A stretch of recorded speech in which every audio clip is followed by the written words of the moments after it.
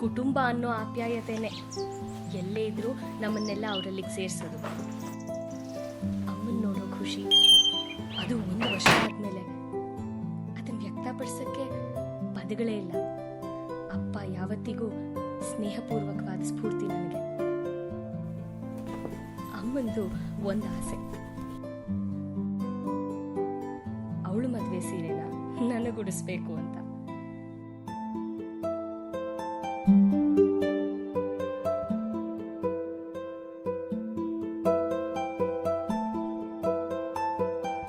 ಅಪ್ಪ ಅಮ್ಮನ್ಗೆ ನಗುಗಿಂತ ದೊಡ್ಡ ಉಡುಗೊರೆನೇ ಇಲ್ಲ.